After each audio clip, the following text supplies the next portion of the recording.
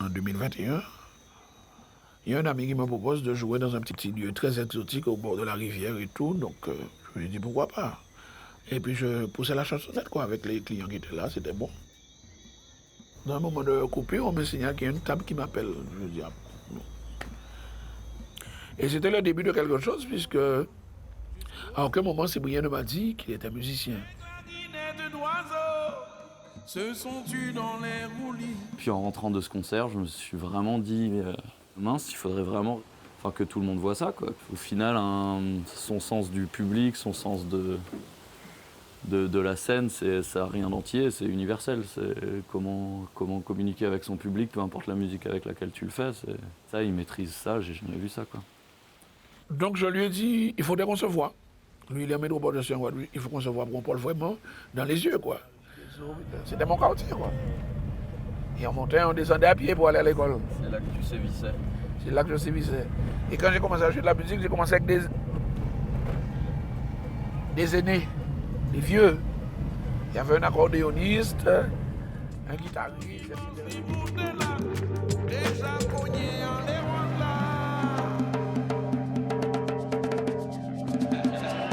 Mesdames, messieurs, chers amis, bonsoir.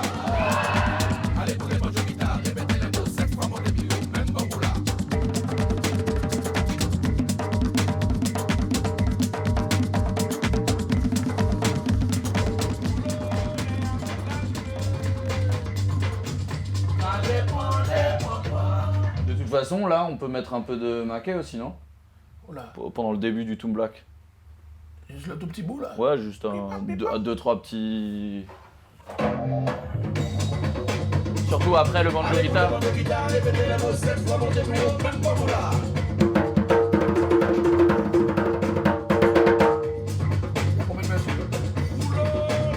C'était à peine plus que ça, ouais. Ok.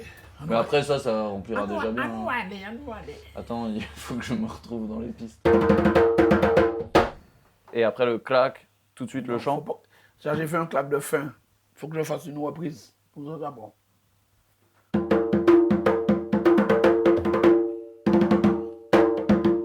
Voilà, reprise. Parce que quand c'est une reprise, ça veut dire que la musique continue. Mais quand tu fais un break de fin, c'est que c'est fini. Quoi. Dans les codes de Ouais. Coca. Comment t'appelles les breaks de fin du coup? Hein? Comment t'appelles les breaks de fin? Coda. Coda. Coda. Ok. Donc le truc à la fin c'était même Coda. Même pas quand tu joues avec les gars, tu dis Coda!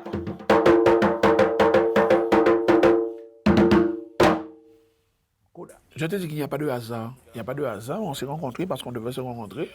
Nous sommes deux hommes d'action. Nous sommes quelque part deux ambianceurs, chacun dans nos musiques. Donc cette rencontre-là, elle n'est pas fortuite. Elle est là parce qu'il fallait que ça se fasse. Et donc l'inspiration arrive tout seul. Hein, en fonction de ce qu'on compose, puisqu'on compose ensemble. C'est là le beau côté de la chose, c'est qu'on compose ensemble. Maintenant. Mais la partie pour que je vois ça rentre dedans. Après t'as déjà roulé là quoi. Ah, voilà. Ah là là. Quoi, il faut un peu plus d'inspiration?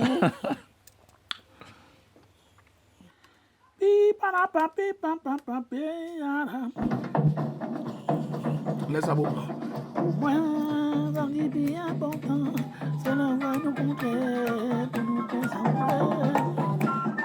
Ce qu'on s'apporte, c'est assez simple. Enfin, c'est vraiment... Il y a cette histoire de cette chanson Vent lévé, là, qui est vraiment... C'est une des premières chansons que je me souviens très bien qu'il a chantée au concert où on l'avait vu la première fois, qui est une très très belle chanson qui m'avait beaucoup touché, que j'ai gardée avec moi pendant des mois.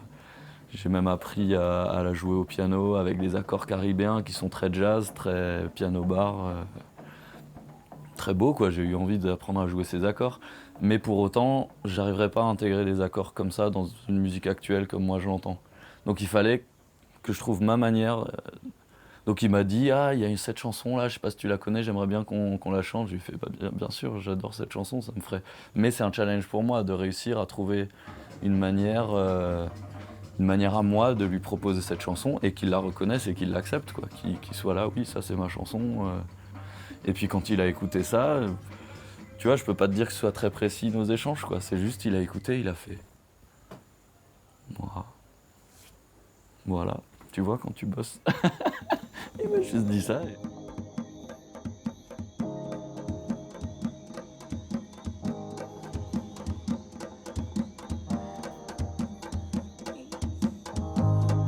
Inutile de me contredire.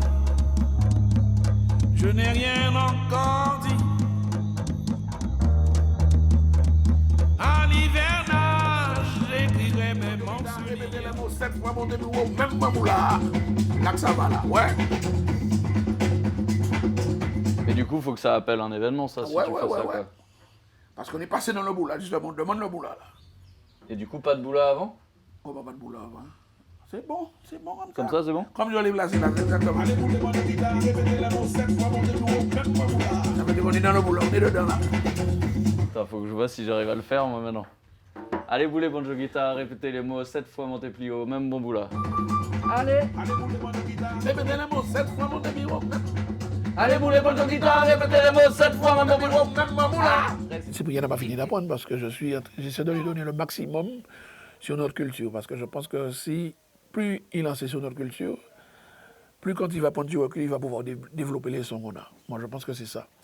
Parce que toute la musique qu'on a fait là, ce n'est pas que musique, c'est le tout de la culture et du patrimoine guadeloupéen.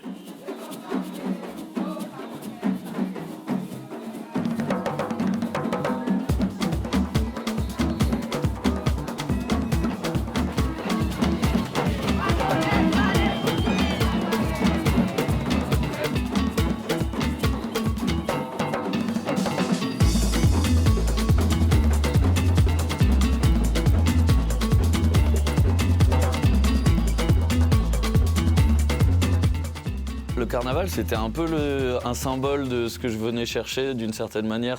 C'était pas forcément le truc qui avait le plus à voir musicalement avec le projet. Mais par contre, ça représentait vraiment le fait qu'on connaisse très peu la culture antillaise.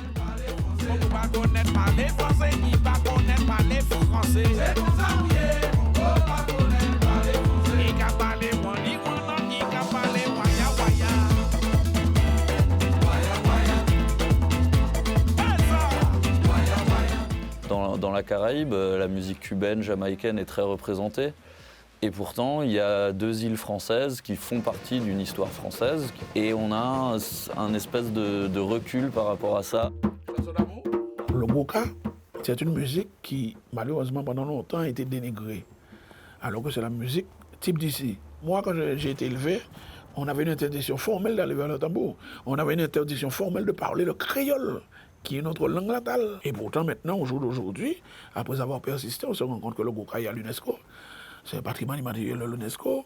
On se rend compte que le créole est à l'université. Le premier rythme que tu m'avais appris, c'était le kalaja, n'est-ce pas? C'est exactement ça.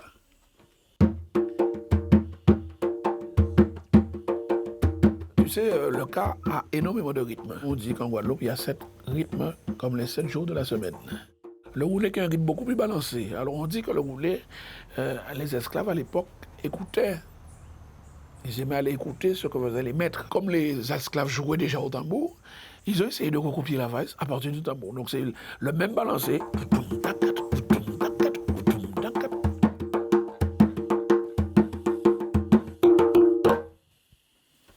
Roulé. Après le roulé, on avait appris quoi? Après le roulé, tu mets le mendé en général. Le pad. Rythme chaud. Ouais. Pas bien mal. Ouais. Le mendé, c'est bien. Mendé. Donc c'est un rythme beaucoup plus chaud. Hein. C'est là, et la construction du zouk est partie de ça. Hein.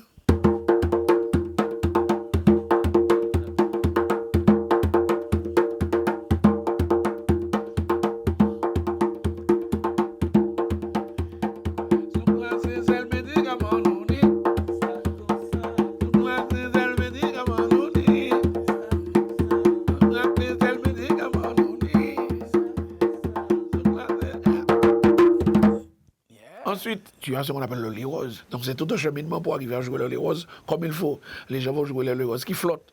Mais quand tu fais... Il y a une manière de faire les choses, il y a une manière de jouer le truc, il faut que ça sorte des tripes.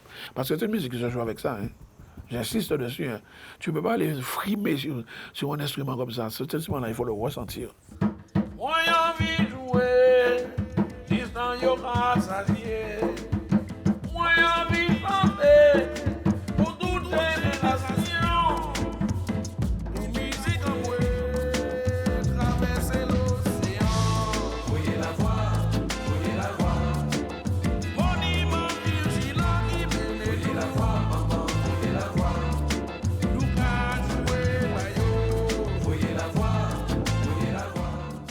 c'est la musique goka qui est jouée sur le ka. Donc le ka, c'est l'instrument. Le ka, pour moi, c'est l'âme de la Guadeloupe. C'est carrément l'âme de la Guadeloupe parce que cet instrument-là traduit véritablement tout ce qui s'est passé jusqu'à aujourd'hui. Depuis l'époque de l'abolition de l'esclavage jusqu'à aujourd'hui, ça parle de tout. Donc c'est vrai que quand tu joues cet instrument-là, il y a une transe particulière qui fait que, ne faites comme d'en parler, j'ai les poils qui se dressent parce que je ressens ce truc-là très très fort. Donc c'est pourquoi quand je suis sur scène avec mon tambour, je ne réponds plus de mots.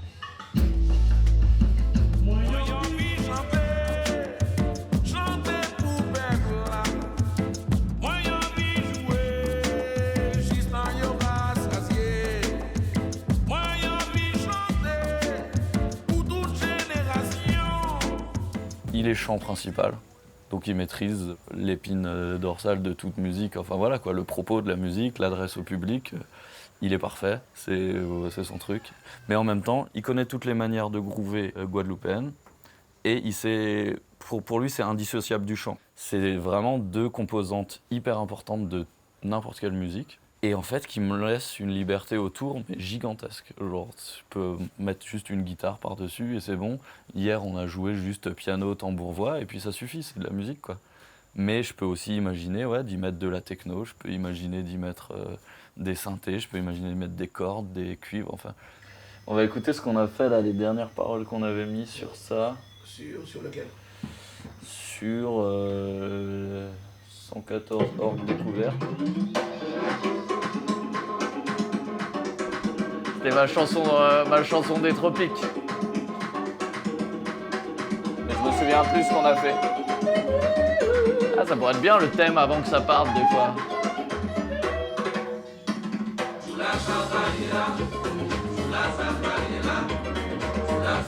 C'est une bonne idée de mettre le thème avant, hein.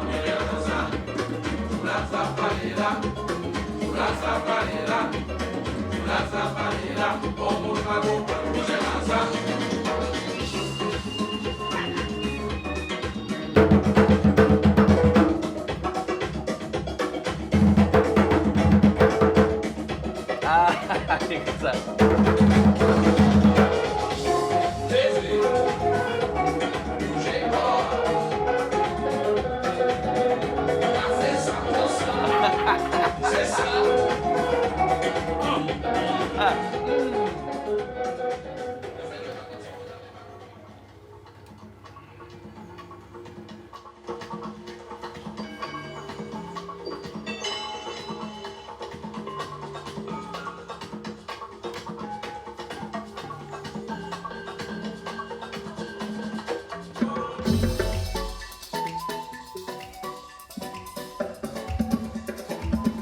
Vous arrivez à la moitié du morceau, il y a un cut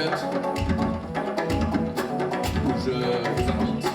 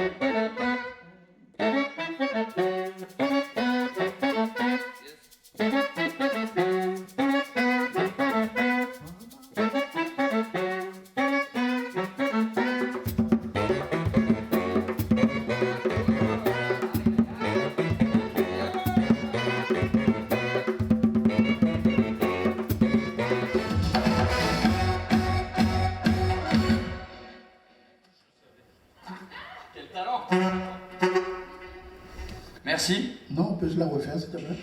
Même endroit? Le même endroit. Ouais, c'est possible. Moi, je m'habitue avec ça.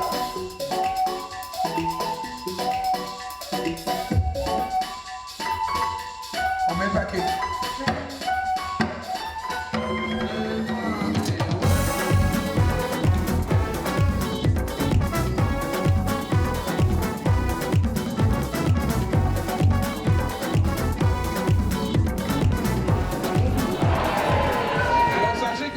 Mon ami Cyprien et moi, on s'est rencontrés en Guadeloupe l'an passé, alors qu'il était venu prendre un bol d'air chez nous.